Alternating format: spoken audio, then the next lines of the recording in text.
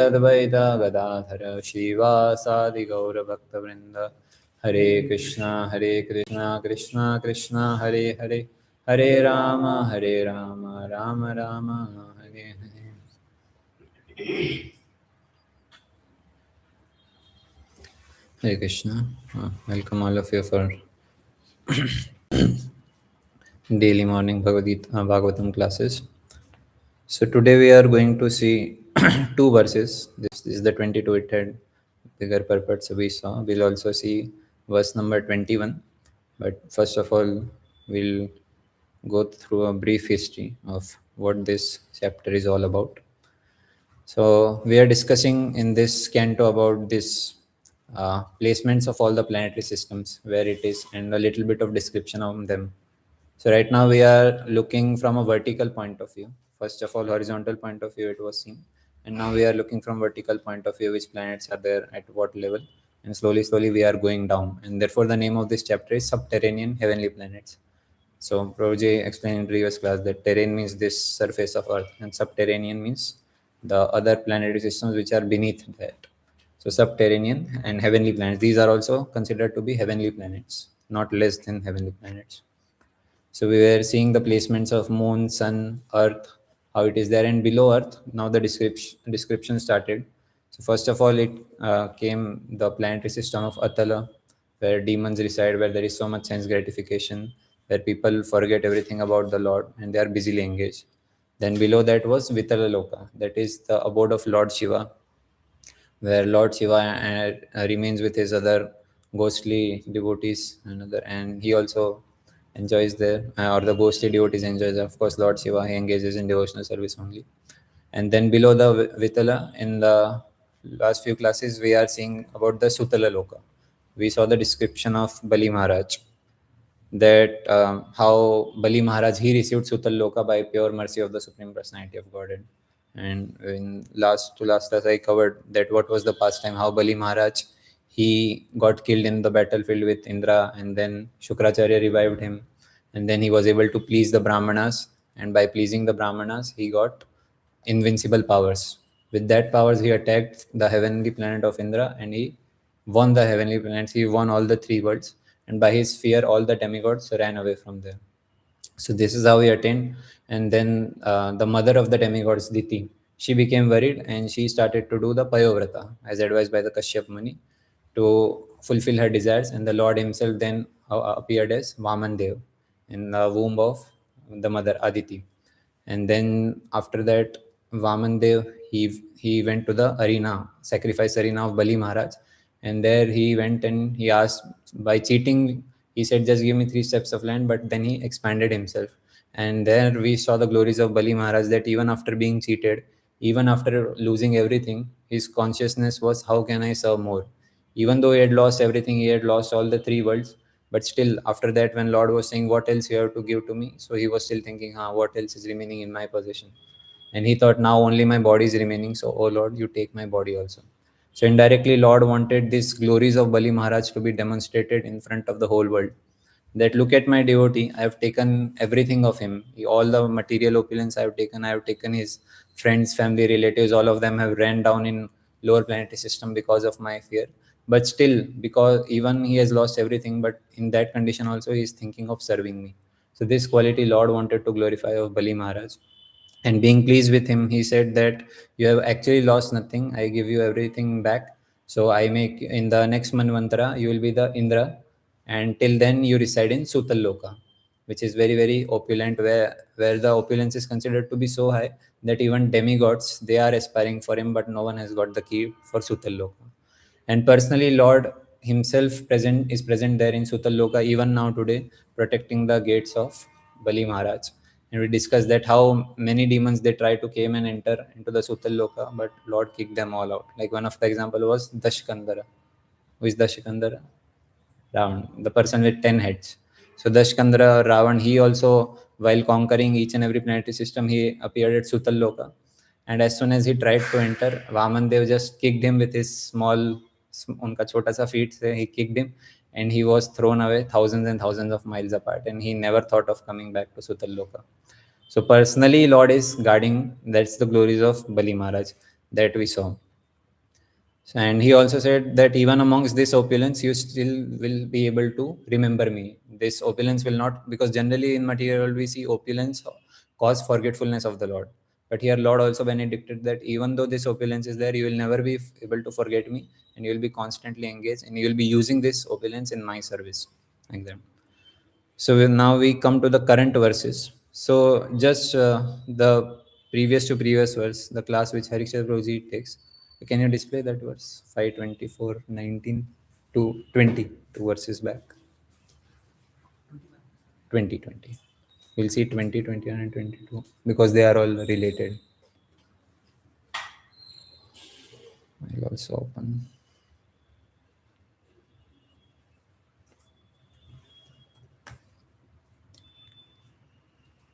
20.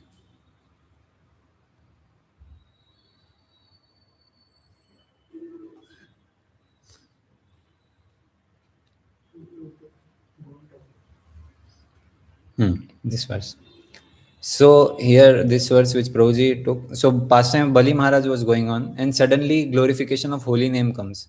So I was very much confused. Like if we read this verse, it is said, if Shukdev Goswami is saying, if one who is embarrassed by hunger or who falls down or stumbles chants the holy name of the Lord even once, willingly or unwillingly, he is immediately freed from the reaction of his past deed.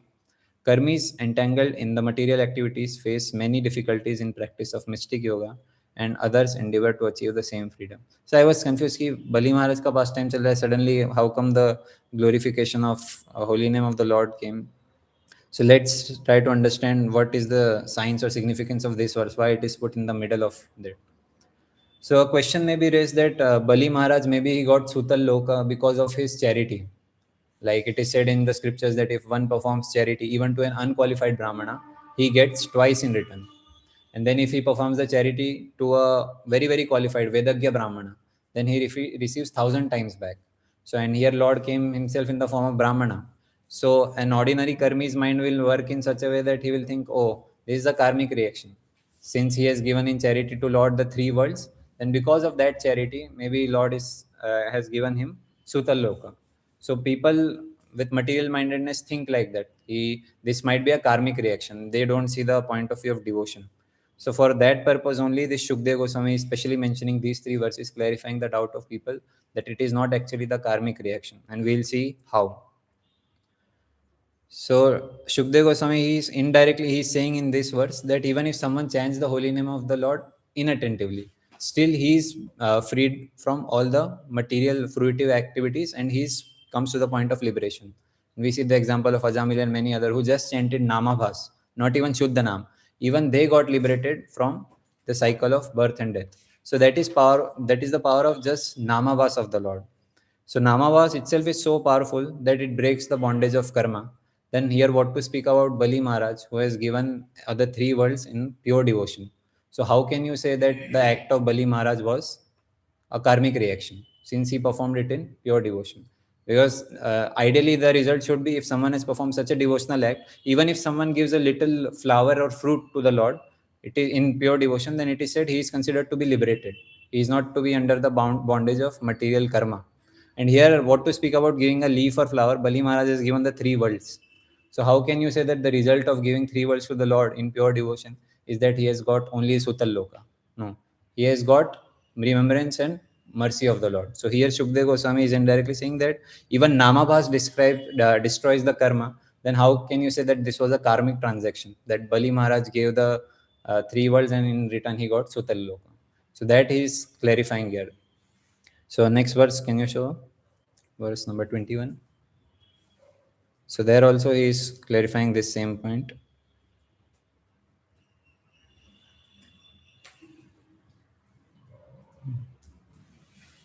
Someone can read it. The Supreme Personality of Godhead, who is situated in everyone's heart as the Super Soul, sells himself to his devotees such as Narada Muni. In other words, the Lord gives pure love to such devotees and gives himself to those who love him purely. Great self-realized mystic yogis such as the four Kumaras also derive great transcendental bliss from realizing the Super Soul within themselves. So this verse we see Tad Bhaktanam Atmavatam Sarvesham Atmani Atmata Atma Atmateva. So this is a small verse, but Prabhupada gives a very nice elaborate translation to it.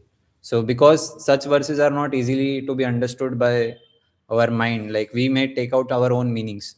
So therefore Prabhupada has given in translation only, he gives the example. The Supreme Personality of Godhead, who is situated, he sells himself to devotees such as Narad Muni.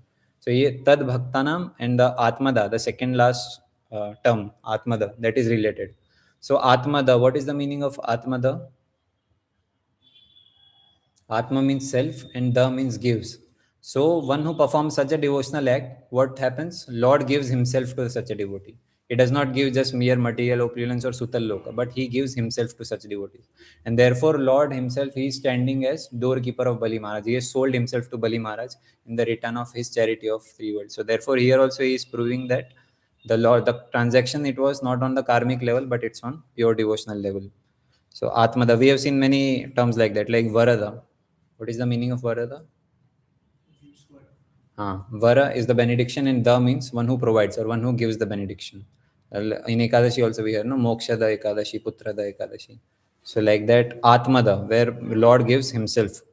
So when someone attains liberation just by namabhas or only by offering a leaf or a mere flower, then how much unfair it is to say that Bali Maharaj got Sutal Loka because of karmic reaction. Since result of such a thing is liberation and not karmic bondage. So he should have attained liberation or pure devotional service, which he has attained. So now one may ask, then what is the result of giving these all these things to the Lord? Then that here it is explained that Atma, the Lord gives himself. And he also received the opulence, but the by benediction of Lord, it is said that the opulence, it does not form at all any obstruction in his devotional service. So that is said in the next verse.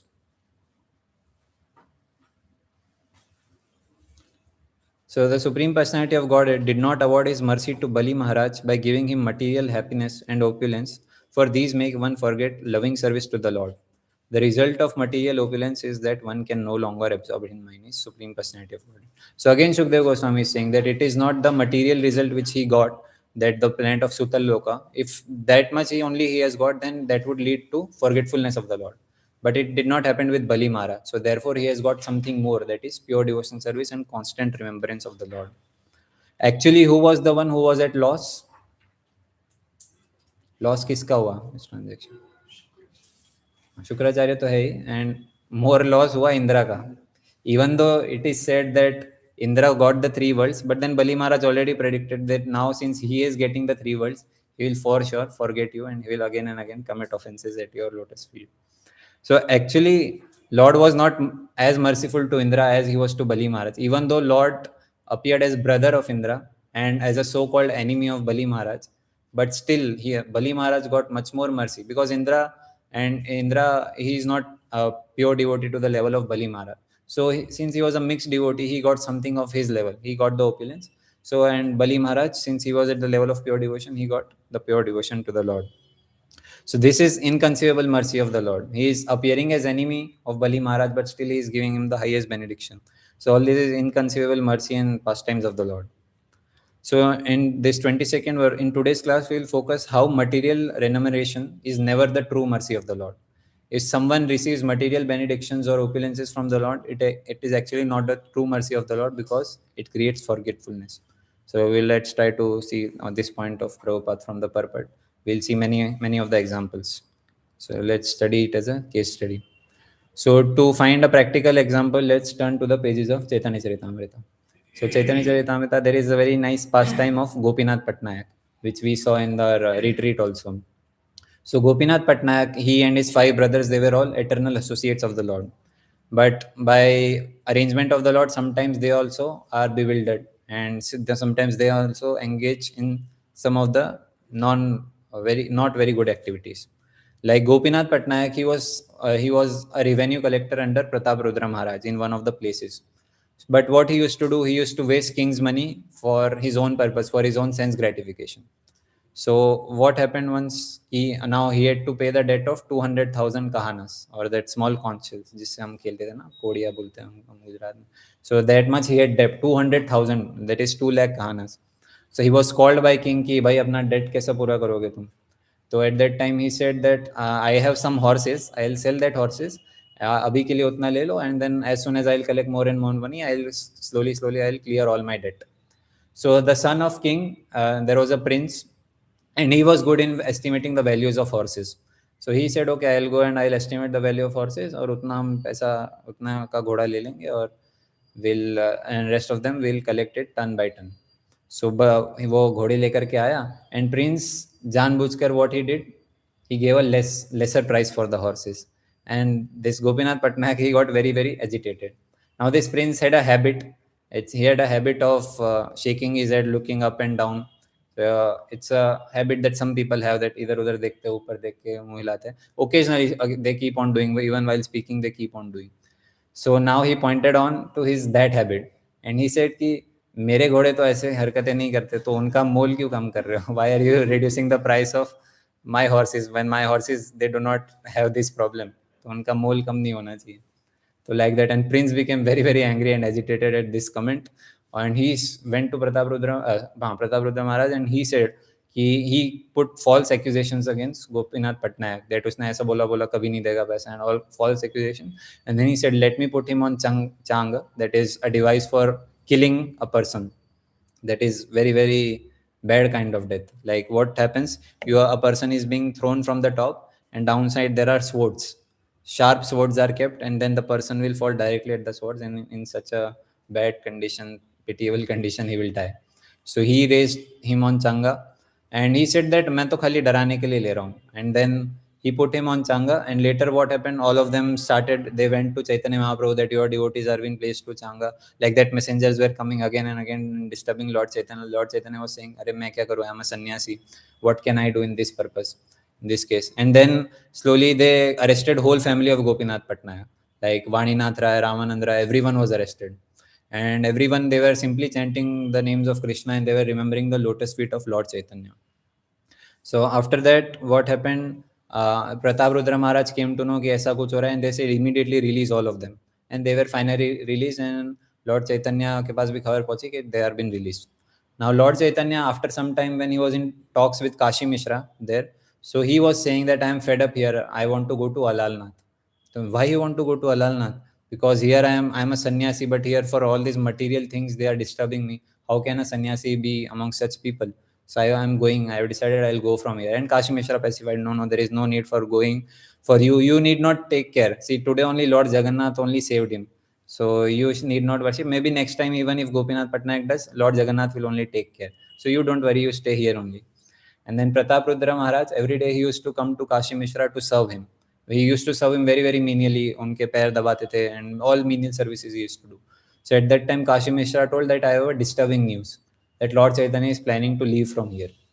At that time, Pratap Rudra Maharaj became very very upset that why is Lord Chaitanya? So because of Gopinath Patnaik and his family are going through this trouble, and they are troubling Lord Chaitanya. So therefore, he is thinking of going away from here. So at that time, he thought, no, I'll absolve them from all the debts, and I'll release him. I'll never trouble his family. You somehow or the other stop Lord Chaitanya that he should not go. And Kashi Mishra told कि अरे नहीं, Lord Chaitanya does not want this, that you make him absolve of all his debts. Then he'll say, no, don't tell this reason that because of Lord Chaitanya I have done. Tell him the reason that Gopinath Patnaik and his family are very dear associates of mine. They are working under me. So because of that dear nature, I'm absolving them of their debts. So like that news came, and then finally the place, it turned completely upside down by the mercy of Lord Chaitanya. What was happening after all this happened? The five brothers, they came to meet Lord Chaitanya. At that time, Gopinath Patnaik, he was saying that what happened to him. So when he was raised on Changa, he was meditating on the lotus feet of the Lord Chaitanya. And the result he said the result of meditating on your lotus feet was, first of all, I was absolved of all my debts. मेरा 200,000 का जो date था वो माफ हो गया. And then I was made as a revenue collector in the same place. जहाँ से मेरा नौकरी निकाला वहीं पे मुझे I got the job again. Over and above that, what happened? My salary doubled. King ने salary double कर दिया, and with the silken wrapper he honored him. Silk का चद्दर चढ़ाकर he honored him very nicely. So like that, Krishnadas Kaviraj Goswami, he is writing that Gopinath Patnaik achieved the result of kingly opulence due to but a glimpse of Lord's mercy. Therefore, no one can calculate the full value of his mercy. Where Gopinath Patnaik was lifted onto Changa to be killed, and all his money was taken away, but instead his debts were excused, and he was appointed collector in the same place. So he just meditated on mercy of Lord, on lotus feet of Lord Chaitanya, and what happened? He was about to be killed, but उसको चांगा से उतार करके उसको honor कर रहे हैं, and he was made, उसका debt पे absolve कर दिया, and he is given as the same post as collector. On one hand, Gopinath Patnaik was unable to clear his debt even by selling all his possession, but on the other hand, his salary was doubled and he was honored with silken wrapper. He could have never been able to clear the debt of 200,000, but what happened by the mercy of Lord Chaitanya? He debt तो माफ हो गया, salary भी double हो गया उसका. So, but all this is said just a glimpse of mercy of the Lord. And then Gopinath Patnaik said that I was lifted upon Changa to be killed, but instead I was honored with silken cloth. This is all your mercy. On Changa, I began meditating upon your lotus feet, and power of remembrance has yielded all these results. So again, here this is an example where we saw that by mercy of Lord, he is getting material opulence, but then he is also sad about it. Why he is sad? He says the most important thing. However, my Lord, these are not the principal results of meditating upon your lotus feet, because material opulence is very flickering. Therefore, it is simply a glimpse of your mercy. So this material opulence is very, very flickering. So actually, it is not the true mercy of yours. And someone might ask, well, then what is the true mercy of the Lord? So then he says, your real mercy has been granted to Ramananda Rai and Vaninath Rai, for you have detached them from all material opulence. I think I have not been favored by such mercy. So here it is saying, what is the form of true mercy of the Lord? That you have detached my brothers, Vaninath Rai, Ramananda Rai, from material opulences, from material sense gratification. That is the greatest mercy. So that is in accordance with what we are talking. Like Bali Maharaj also was saying to that now Indra is going to get three opulence of the three worlds, and he will be forgetful of you. Here Gopinath Patnaik is also saying that your true mercy is not the getting the opulence, because that creates forgetfulness of the Lord. He's saying true mercy is detachment from this material opulences. So this pastime also we see so much in accordance with what Bali Maharaj is saying. Even Lord himself, he says in 10th canto, chapter 88, verse number 8. Shri Bhagavan Uvacha Yasyaham Anugrhanami Harishye Tadhanam Shane Tato Dhanam Tyajantyasya Svajana Dukkha Dukkhitam. So Shri Bhagavan was, Lord him saying that if I specially favor someone, I gradually deprive him of all his wealth. Then the relatives and friends of such a poverty-stricken man abandon him. In this way, he suffers one distress after another. So this is the true mercy of the Lord, which Lord himself is saying, what is the result of my true mercy? Is one is deprived of all kinds of material opulence. Because when all the materials opulence is gone away, naturally what will happen? All friends, relatives जो कि पास में आकर के because you had money, they were flattering you, they all will go away very soon. And when all these relationships are broken, then at that time person is able to realize that how much materialistic I was, that I was connected with them through material body only, and now they have left me. But my Lord is not like that. Even though I am poor, but he will never leave me. So that realization a person goes. In this way, he suffers one distress after the another. Lord himself is giving the distress. And then when he becomes frustrated in his attempts to make money and instead befriends my devotee, I bestow my special mercy upon him, which is pure devotion and detachment from this material opulence. So when finally he becomes frustrated, what happens? He befriends devotees. अब भक्तों के साथ दोस्ती करता है, and then finally he gets the mercy of the Lord through his devotees, that is pure devotion of the Lord. So therefore material opulence is never the mercy of the Lord, especially meant which is for neophyte devotees. For neophyte devotees it is never a mercy of the Lord, but it is only and only it results in forgetfulness of the Lord. In Chaitanya Charitamrita also Lord explains about this kind of nature of Krishna. So someone who approaches Krishna for material benediction or material opulences, so Krishna talks like this about them. Krishna kahe ame bhaje mage vishay sukha, amrit chadi visha mage ei bada murkha. So he is worshipping Krishna with saying that mujhe vishay sukh chahiye, I want vishay sukha. And Krishna says that ami bhaje mage vishay sukha, amrit chadi vish mange. Instead of leaving the nectar, he is asking for poison. Ei bada murkha. He is a number one stupid personality. And then he says, Ami Vigya. Krishna says, but he is fool, but I am Vigya. I am intelligent. I am smart. Ei murkha vishay kene diba. Why will I give this material opulence to this kind of person? Then what he will give? Swa charanamrit diya vishay bhulaiva. कि मैं अपना चरण का अमृत दे दूंगा और by that he will forget all these material opulences or material sense gratification. So this is the true mercy of the Lord, getting the constant remembrance of the Lord that Bali Maharaj got, getting the Charanamrit of the Lord, the nectar of the holy or the lotus feet of the Lord. That is the true mercy of the Lord, and not this material opulence. In the Bhagavad Gita also, Chaturshloki Bhagavatam, this comes. Tesham eva anukampartham aham agyana jam tama nashayami atma bhavasto jnana deepena bhashvata. So here also Lord is talking about the true nature of the mercy of the Lord. Anukampa. Tesham eva anukampartham. When I benedict a special mercy upon someone, what happens? I dwelling in the heart destroy with the shining lamp of knowledge the darkness born of ignorance. So we are engaged in material sense gratification only because of the ignorance or avidya. And Lord, what he does when he favors someone specially, then he in their heart he lights the lamp of knowledge. With that, avidya or ignorance is given, and one forgets all kind of material opulences or sense gratification, and he is fixed in the service of the Lord. So that is the true mercy of the Lord. Now, in the purport to this 22, verse number 22, so Prabhupada talks about these two kinds of opulences. That the opulences are of two kinds. There, one is opulence that form obstruction in devotional service, and second is that opulence which does not form an obstruction in bhakti. So we'll see in today's class that which kind of opulence forms obstruction in bhakti and which does not form an obstruction in bhakti. We'll discuss both the cases and we'll see who fit where. हम कहाँ पर fit होते हैं. So let's see the first case when the opulence, it does not form an obstruction in devotional service. So Prabhupada, he explained in the verse itself, in the purport, that for an advanced devotee or pure devotee, it does not form an obstruction. Why? Because he uses that opulence in his service, in the service of the Lord. A devotee who is very, very advanced, almost on the level or on the level of pure devotional service, for him, this material opulence does not form any obstruction. Like the example is given main of Bari Maharaj only. Bali Maharaj, even though he was given Sutal Loka, but he was using that Loka only also for the service of the Lord. It did not cause Lord's forgetfulness. So therefore, such pure devotees, they use everything for the service of the Lord. And we see this is the definition of Yukta Vairagya, which Rupa Goswami says in Nectar of Devotion. Anasaktasya vishayan yatharham upayanjata nirbandha Krishna sambandhe yuktam vairagyam uchyate.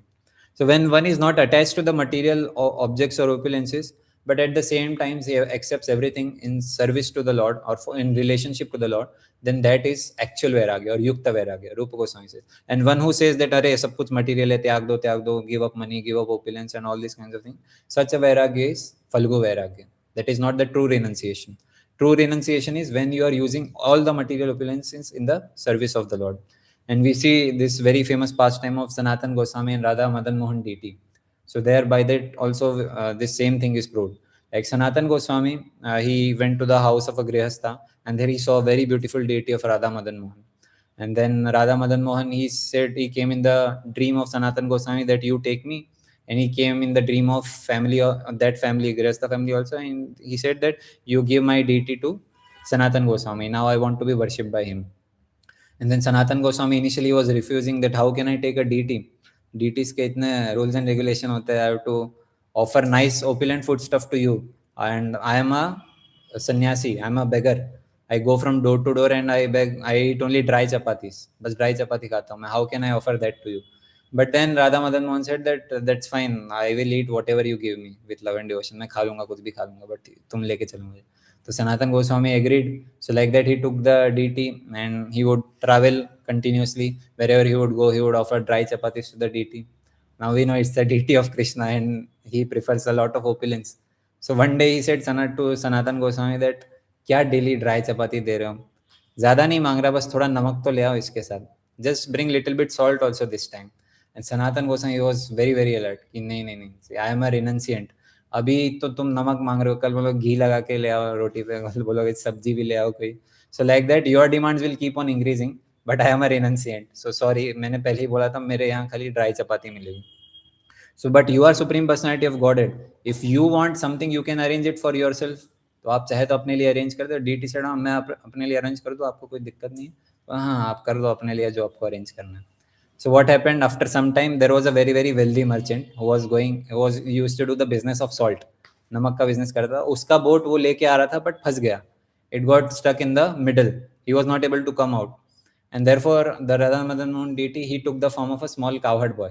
And he went to that person and he said कि अरे आपका क्या हो गया, आपका boat फंस गया क्या? उधर एक स्वामी है, सन्यासी, बहुत बड़े भक्त बैठे. You go to him and you tell him, you pray to him that please pray that my boat gets released. and then his prayers will be heard and vote will be released and you will be able to do nice business and profit. तो बोले अच्छा ऐसा क्या, तो ही ran and he went to Sanatan Goswami and he said देखो मेरी boat फंस गई, आप मदद कर दीजिए. तो वो he said that अरे मैं क्या करूँगा, I am not a powerful person, what can I do, and he simply prayed to Radha Madan Mohan. He said that you go and pray to Radha Madan Mohan, he is the supreme personality, he can do something. So he went, he prayed to the Radha Madan Mohan deity. When he came back, he saw boat release हो गया. And then he went and he did lots of business. He made double triple profit. बहुत अच्छे से opulence पैसा कमाया. And with that he thought, I want to serve Radha Madan Mohan deity.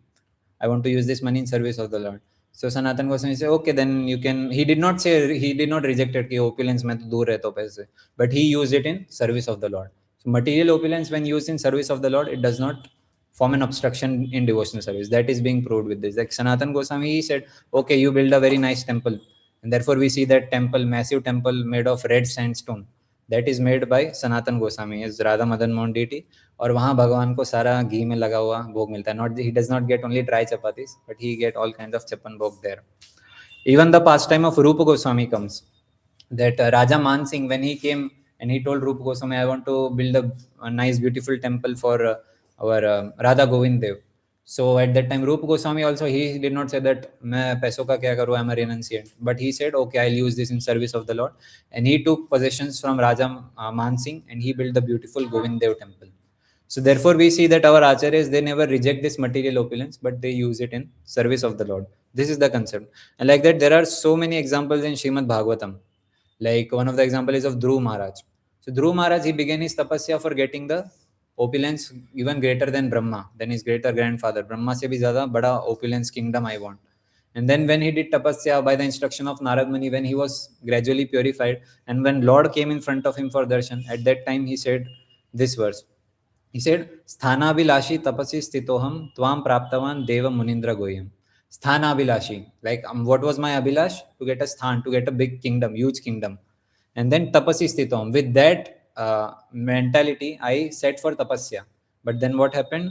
त्वाम प्राप्तवान देव मुनिंद्र गोयम. मैं तो स्थान के लिए बैठा था तपस्या करने के लिए, but त्वाम प्राप्तवान. Now I have got you, who are difficult to get even by Indra and great munis. Even by so much meditation, they are not able to attain you, but I have been easily able to attain you. And he explains with an analogy, Kachan Vichinvan Api Divya Ratnam. That I was looking for some pieces of glasses, but then I got Api Divya Ratnam. I got the greatest of the money.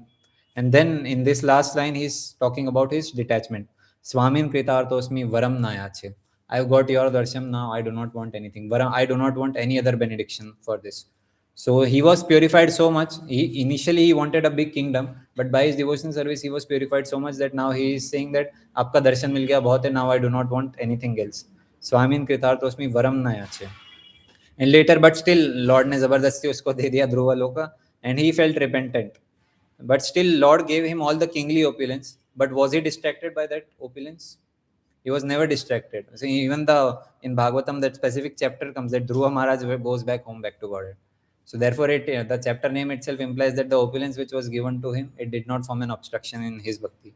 What to speak of Dhruva Maharaj? Even the mother of Dhruva Maharaj, who did not perform any devotional service, who just gave him initial guidance, she also got the way to go back home, back to Godhead. So what to speak about Dhruva Maharaj? How could he have been distracted by these material opulences? And there are many examples, like even Parikshit Maharaj. He got the notice that he will be dying in next 7 days, and he gave up the kingdom like it was nothing. The great kingdom, even Bharat Maharaj example comes, the great kingdom, he gave that kingdom like giving malavat, like giving, like one passes the stool. One does not even look back at the stool, or one does not regret, "Arey, mera stool chala gaya." Like that, the person gave up. That is the detachment level. So they gave up this kingdom, their beautiful wives, their amazing children, all this opulence, like giving up stool. So that is the level of them, because their attachment was only to Lord Shri Krishna. Even Yudhishthir Maharaj, he also was the Chakravarti Samrat of the whole world. But as soon as he got the news that now Lord Krishna is departed to his kingdom, so immediately he also renounced the kingdom. Ki abhi mera kya fayda reh karke. So he gave it to Parikshit Maharaj, who was nicely trained, and they all renounced for a life of Vanaprastha, or in a jungle. Like that they went away.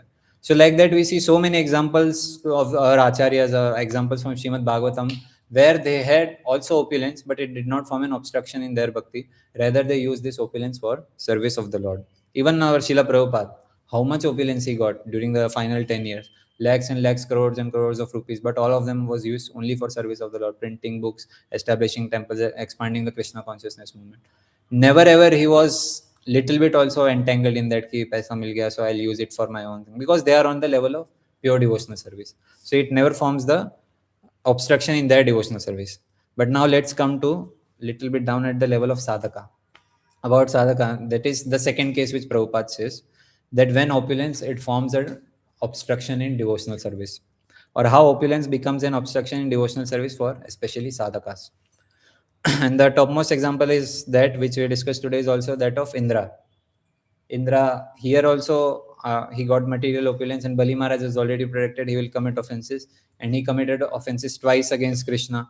And in his repentance verses, after committing offense, when he was feeling very very repented, he said this thing: Satvam mama Ishwarya mada plutasya.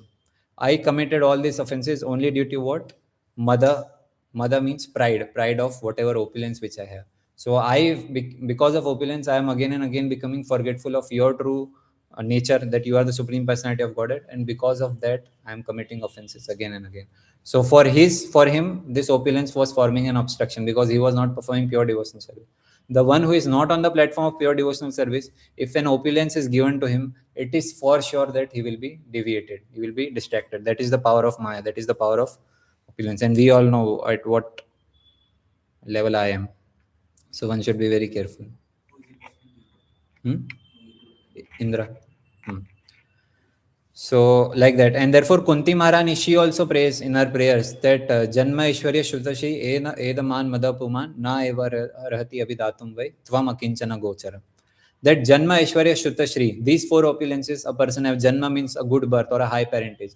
Aishwarya means all kinds of wealthy opulences. Shruta and Shri, that is intelligence and beautiful looks. So these are all opulences which people are looking for. But what happens if a person is Edaman Madapuman? So such a person, he becomes very, very mother. He becomes intoxicated by pride. And with that pride, what happens? Na eva arhatum abhidhatum vai. That he is not able to remember your lotus feet. So all this material benediction for a sadhakas, it becomes a great obstruction in their devotional service. She says you can only be approached atvam akinchana gochara. You can be only approached by those who are materially exhausted, jo materially khatam ho gaya.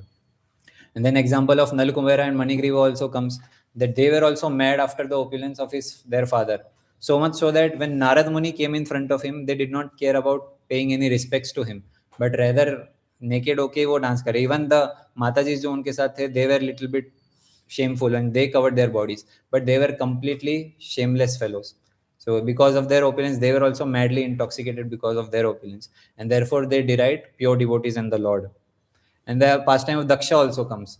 Daksha also, he committed offenses repeatedly against devotees. That to whom? Offenses against Narad Muni and Lord Shiva.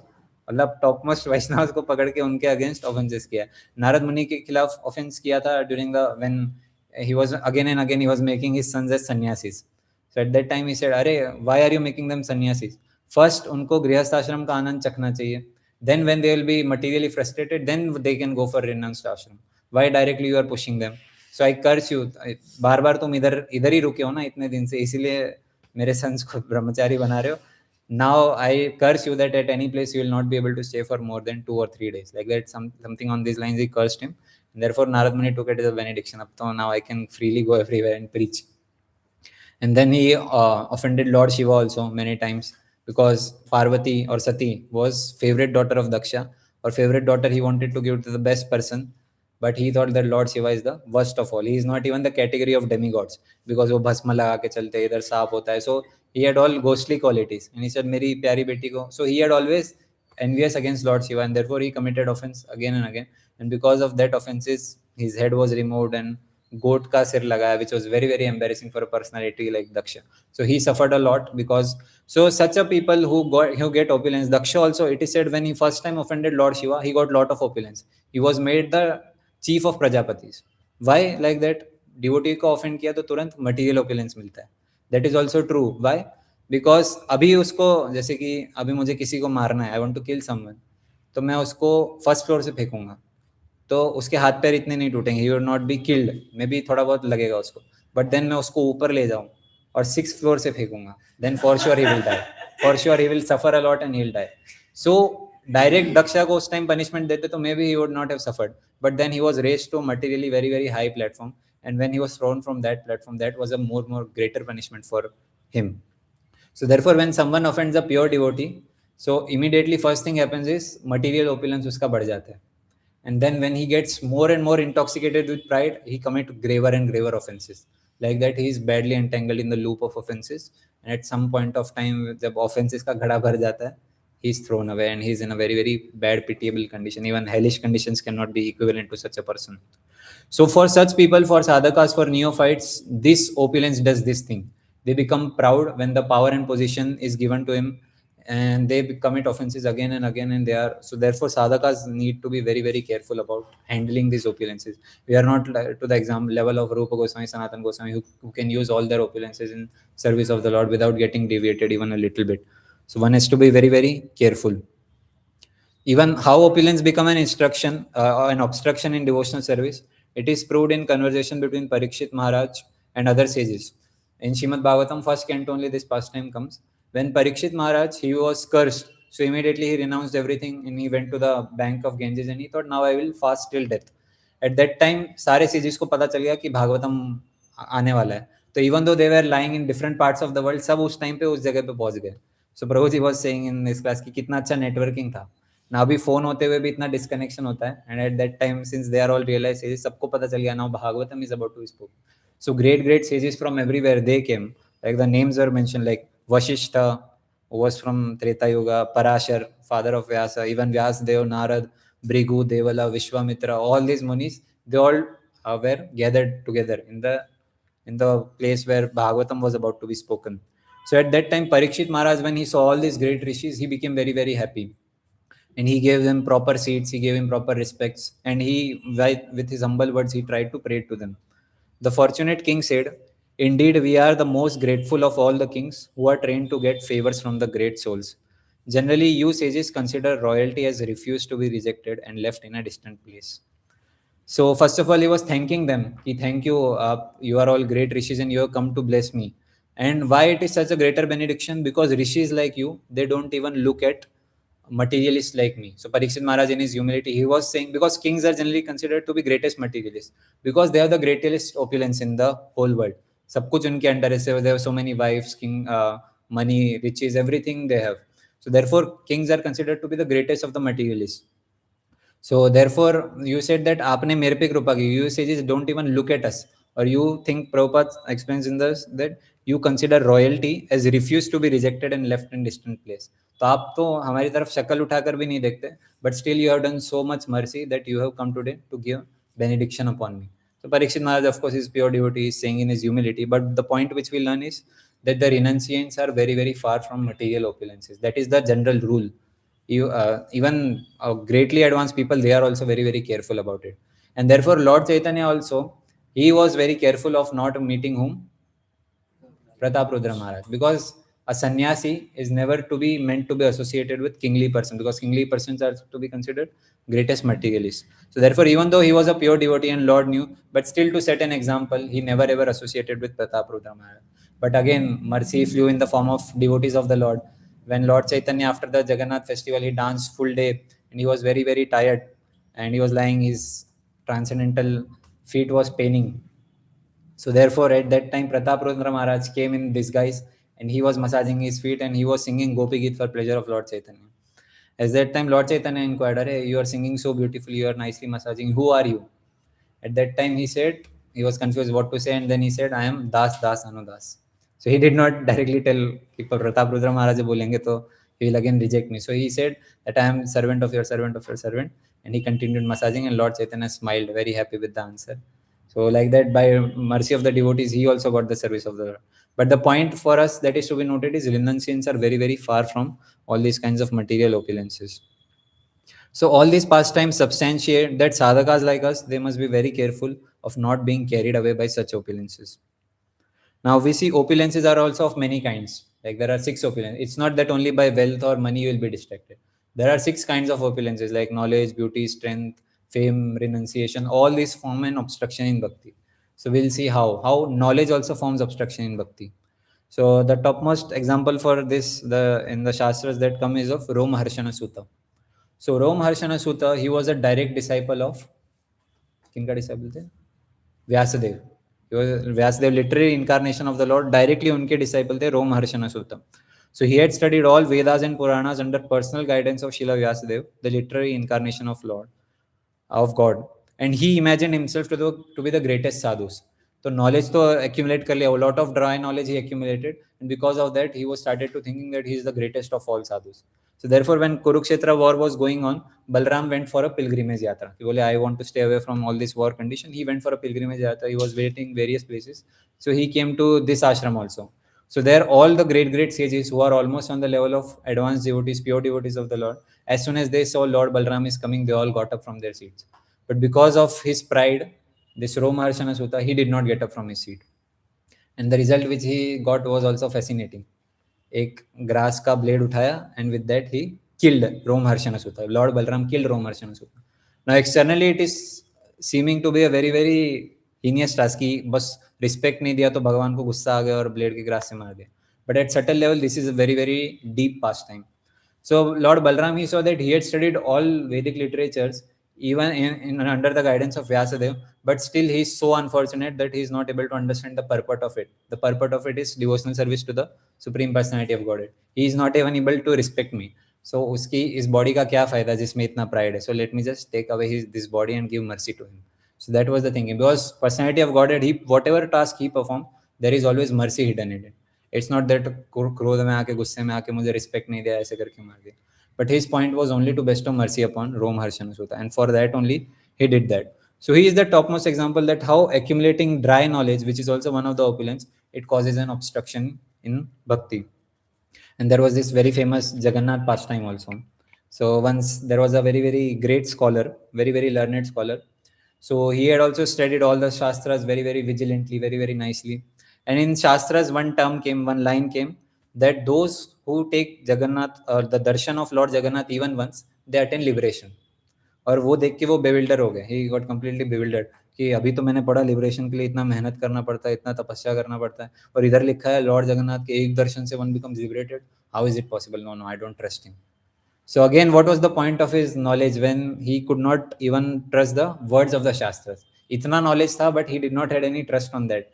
So therefore, उसने सोचा मैं test करता हूँ. I'll go to Jagannathpuri, I'll make a test of Lord Jagannath. तो सच्चा अगले दिन गया. He thought that let me take darshan of Jagannath, let me see what happens. उस दिन सुबह सबसे पहले लाइन में खड़ा होके he is ready for taking the darshan. पुजारी ऑल्टर खोलने का ट्राई कर रहे, खुल ही नहीं रहा. Altar is not opening. And everyone is concerned, why is so many people are waiting in the queue for having darshan of Lord Jagannath, but altar khul ही नहीं रहा. Full day went by, altar did not open only. And then रात हो गई. रात को पुजारी thought that अभी कुछ भी बात करना होता है लॉर्ड जगन्नाथ से, तो they sleep in the altar only. One of the chief pujaris. उनके ड्रीम में लॉर्ड जगन्नाथ आके बोलते हैं कि what is the problem.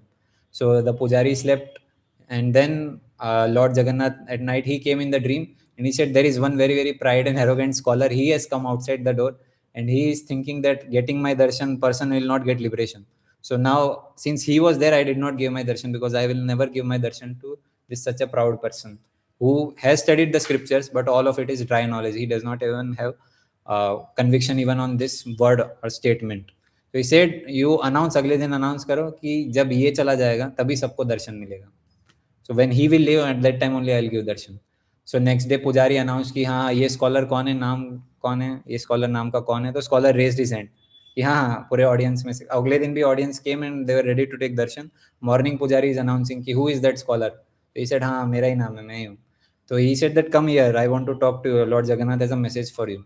And he thought maybe I am a scholar, Lord Jagannath का personally कुछ high level का message होगा. तो बोले आप सामाजिक तौर पे बता सकते हैं, you can tell in front of everyone, there are no issues, it's fine. तो said अच्छा for sure should I tell in front of everyone? तो बोले हाँ बोलिए. So at that time he said that Lord Jagannath had said, since you are such a pride person, until and unless you are there in Jagannath Puri, I will not give my darshan to anyone. और सारा audience उसकी तरफ देखने लग गया कि इसको भगाओ यहाँ से, फेंको. And at that time he realized his pride was immediately broken, and he was crying that what is the use of my doing so much tapasya or studying so much scriptures when I cannot even have darshan of yours. So immediately, the one of the name of Lord Jagannath is Garv Ganjan Leelas. He do Garv Ganjan Leela, where he breaks the pride of his devotees.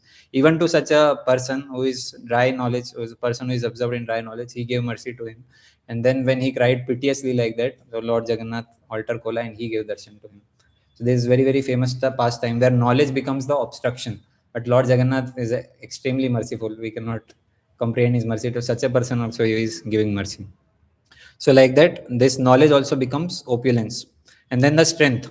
How strength also becomes obstruction in the this pure devotional service, that we see recently. I was in third canto, I was reading the pastime of Hiranyaksha.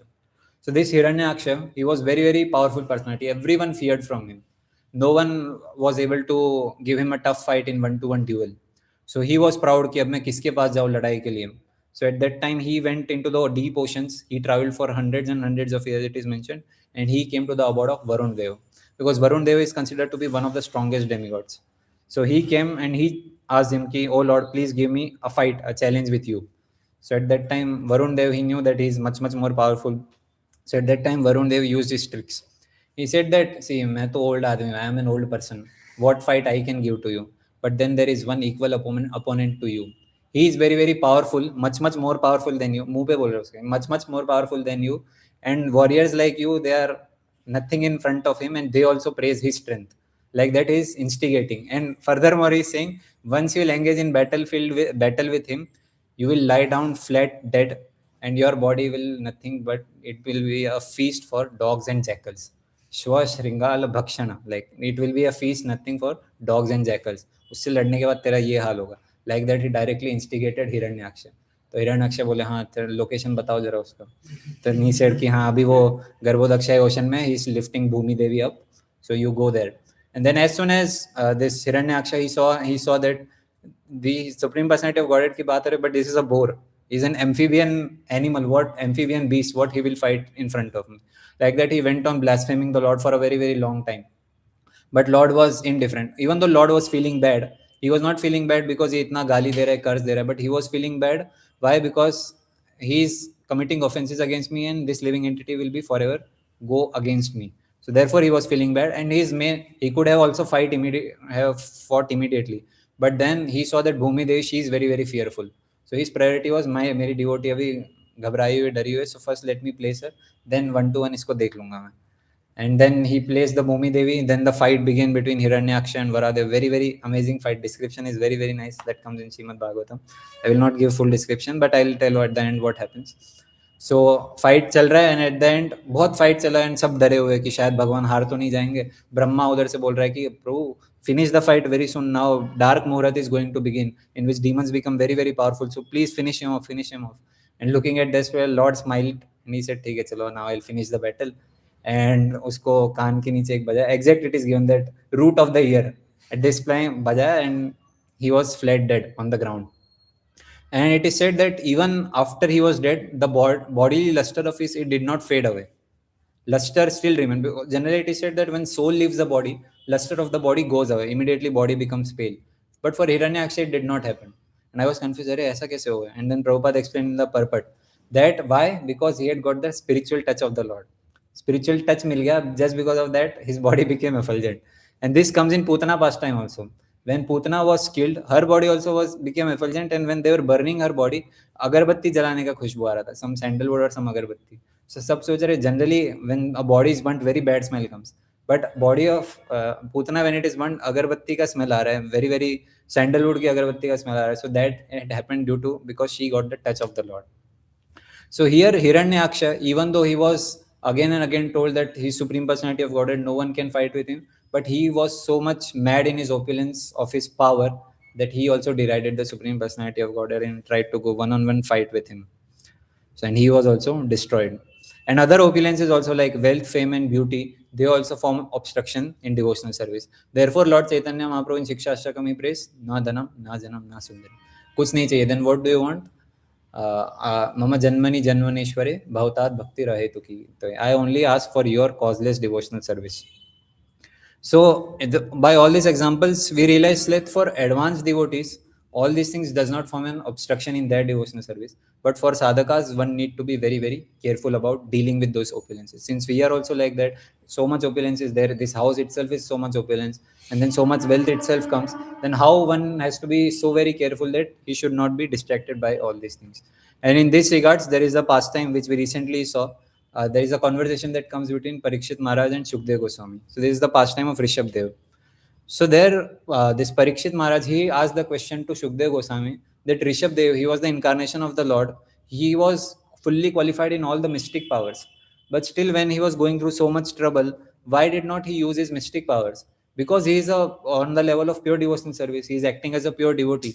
So it should not form an obstruction in his pure devotional service. So he could have used mystic powers in service of the Lord. What was the problem in that? So Parikshit Maharaj asked. So for that, Shukdev Goswami said, that my dear Shukdev Goswami replied to Parikshit Maharaj, my dear Lord, for those who are completely pure in heart, so this was the question. Now I'll go to the answer. My answer is giving, my dear king, you have spoken correctly. However, after capturing animals, a cunning hunter does not put faith in them, for they might run away. Similarly, those who are advanced in spiritual life do not put faith in the mind. Indeed, they always remain vigilant and watch the mind's action. So here Rishabh Dev, he is doing that to set an example that even though one must not think that now I have become to such a great level that all these opulences cannot distract me. So then he gives with an example that there is a cunning hunter. Even though he catches a wild animal like tiger or lion, it's not that abhi andar band kar diya usko, so he will become very very happy and he'll sleep like that. No, he will be still very be alert, because at the end of the day he is a wild animal. He can attack like that at any time. Similarly, mind is for an advanced devotee, mind is controlled, but it one can never be loose upon mind. That mind can distract any time. That कौन सा हम सोच रहे कि opulence will not distract me, but then that opulence can at any point of time become a great distraction or become an obstruction in our devotional service. To set an example, Rishabh Dev, even though he is pure devotee, he could use his mystic powers in service of the Lord, but still he is abstaining from using it because he is very very careful about the tricks of mind. On the other hand, a pure devotee is very, very careful. On the other hand, a sadhakas, even though there is a great danger for them, unfortunately, they take it very, very lightly. And we see so many renunciants falling victim to it. Prabhupada writes purport after purport for them. How women and wealth is the greatest distraction. He gives the example of Vishwamutra Muni. So many examples. We read again and again, but still we tend to take it very, very lightly. So Prabhupada again and again in his instruction, he keep on saying that stay very, very careful with all these kinds of opulences. Even opulences like puja, la, pratishtha. So many nowadays, even in today's world also, so many examples we see people being carried away by these opulences. But unfortunately, we think ourselves at the level of Ramananda Rai. Like for Ramananda Rai, it was said that even though he was teaching small girls for dance and other things, but Lord Chaitanya himself said that Ramananda Rai, he is at such a great platform that even though he is directly associating with the opposite gender, still he will not be distracted by it. So sometimes sadhakas also think themselves कि हाँ कुछ नहीं होगा, little let me associate a little bit, because that gives a lot of subtle happiness. At subtle point of level, it gives a lot of happiness. So let me talk to opposite gender, or let me engage with little bit money, let me get little bit power, opulence, let me get little bit fame. There is no harm in that. But then slowly one person उसको पता भी नहीं चलता कब वो इतना entangle हो गया है. Now when he has forgotten his devotional service, like Bharat महाराज के साथ जो हुआ, he also forgot devotional service, पूरा side में चला गया. It came it as a little distraction and he was carried away and he had to take 2 more lives just to cover that up. A person on the stage of Baba, but still we think that these things cannot destroy me. So that is our misfortune. So hence sadhakas must be very careful. That Prabhupada writes in this purport that there are 2 kinds of opulences. One that forms obstruction, one that does not form obstruction. It forms obstruction for sadhakas. It does not form obstruction for pure devotees. So one must carefully know and understand his position and therefore use opulence in service of the Lord, and at the same time be very, very careful of not being crushed by them. So this was the purport of today's class. So with this, I would like to pause. If you have any questions, comments, we can take.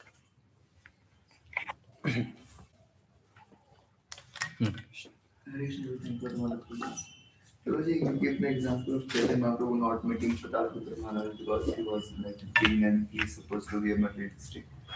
We also see that when Mahaprabhu met Rupa Goswami and Sanatana Goswami, so they were like Davidas and Sabri Malik, so they were also thinking order because they were in that post. Also, Ramananda Rai was the considered governor of some. So if we see the case of Rupa Goswami, Sanatana Goswami, they wanted to surrender to the lotus feet of Lord Chaitanya. They wanted to leave all that kind of opulence and simply serve Lord Chaitanya. So therefore, Lord Chaitanya also he accepted them as his own disciples because they were not interested in material. This one, even Pratap Rudra Maharaj, for that matter, he was not interested. But since he had to be at that position, he cannot leave that position. So for him, it was necessary to continue as a king in that particular place of Jagannath Puri. In that way, he had to serve the Lord. But Rupa Goswami, Sanatan Goswami, they did not had such obligation that they had to stay. Okay? So they were very much desirous of giving up. But then how to give up? They were so much desperate that उनको warning दिया था king ने, that Muslim ruler, that if you think of leaving, then what will happen? तुम्हारे जितने Hindu caste सब, we will burn all of them. So they were completely they wanted to serve the lotus feet of the Lord, but they were not able to serve. So with that desperation, they prayed to Lord Chaitanya that only you can take out of us out of this precarious condition. Only by your mercy we can engage in your devotional service. So in that precarious condition, they submitted to Lord Chaitanya, and therefore Lord Chaitanya he accepted. And another example of whom you get, Ramananda Rai. So Ramananda Rai also, he was at a great government position, but then he was instructed, Sarvabhauma Bhattacharya, he said that he personally said, associate of the Lord, he said that you go and meet Ramananda Rai. He personally said that because he is a devotee, who is a person who is on pure devotion service platform, he is very, very intelligent. At that time, I was a impersonalist, so I could not understand his level. But now I am able to understand or grasp his level. So you do one thing, when you go for that yadra, you meet Ramananda Rai especially, and you have a conversation with him. And later we saw that Ramananda Rai also left that position, and he came in under Jagannath Puri, and he served Lord Chaitanya there. Like So, many devotees told to the Mahaprabhu to meet Uttara Uttara. but then he's like I already said, he's the in the order of kingly person, and sannyasis are strictly forbidden to meet. Even when the meeting of Ramananda and Lord Chaitanya was happening, so many people were making comments कि ये क्या हो रहा है, why is this sannyasi holding a shudra and all. So Ramananda Rai, he was not on the level of like kingly, he was at a great governmental position, but still he was amongst the lower caste of people. But he was not like surrounded by opulence like as Pratap Rudra Maharaj. Vishnu. Prabhuji, opulence becomes an obstruction for sadhaka and pure devotee, something you mentioned. For pure devotee, it does not form an obstruction. So, what is the difference between the sadhaka and the pure devotee? So a sadhaka is still under the three modes of material nature. So for him, there is always a tendency to be slipped. जो opulence उसके पास आया है, he might not be using all of that for service of the Lord, but his mind can trick कि थोड़ा मेरे लिए भी मैं use कर लेता हूँ. And when he starts using that, the opulence which is come for his sense gratification, he entangles more and more, and gradually he goes out from the path of devotional service. But pure devotees who are realized, they are above the three modes of material nature. So for them, there is no possibility of such distractions. So therefore, whatever they receive in opulence, they use it in service of the Lord only. So for pure devotees, it does not become an obstruction in their bhakti. But for sadhakas, there is a good possibility that it might distract them from pure devotion service. So, how would I know I'm a pure sadhaka or pure devotee? That is only your personal. We can look upon the anarthas which we have, how much lust, anger, greed, all these kinds of things are there in my heart, and based upon that, we can judge at what platform we are. So, myself, I'm judging that. Where should I stand? We are almost every one of us are on level of sadhakas only. So we should be very careful in dealing with opulences under the guidance of superiors. So then we'll be safe. So thank you for a very nice systematic class. Very happy to be a live Bhavana class. So continuing Prabhu's question. So Chaitanya Mahaprabhu is setting an example that how one should not deal with the kingly persons. We should be aware. So how to understand our parampara following that? Because we see Srila Prabhupada also. So for preaching purpose, that's understood, but still, and also later his disciples. So they are also having our meetings with the kingly people. So how to understand? So Chaitanya Mahaprabhu, when he came, he was he was not like, he was just setting an example of an ideal sannyasi. How an ideal sannyasi should be, because everyone would naturally follow his path.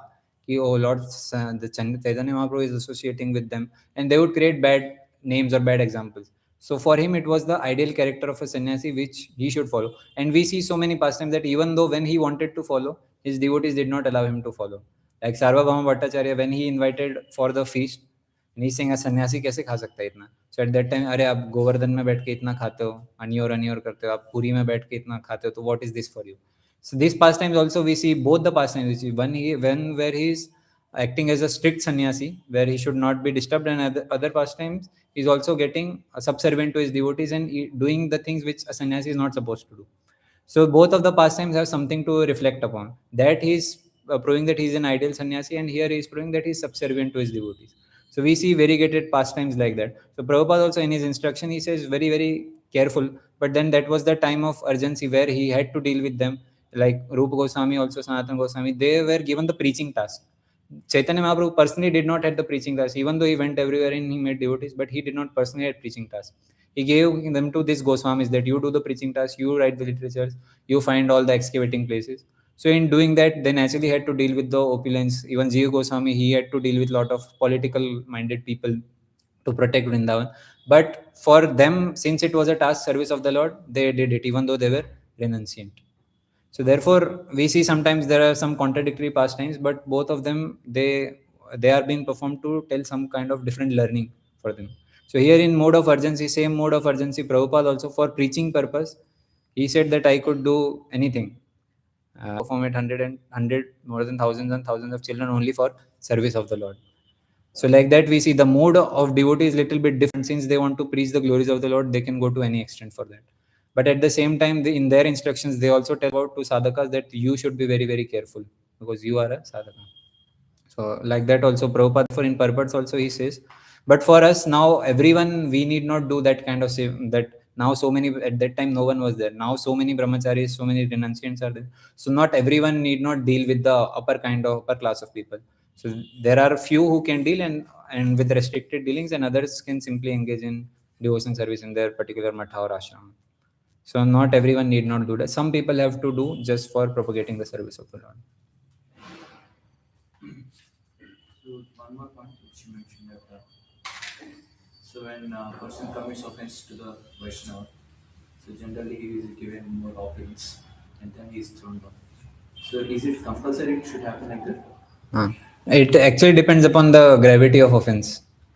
Minor offenses are anyways forgiven. It's not that I will be punished only. So Lord is always ready to excuse all these kinds of minor offenses. But if someone commits major offenses against pure devotees, then we see this kind of pattern that so he suffers a very, very great fault on us. But it's not a general case. And case wise, it may differ in the punishment the level.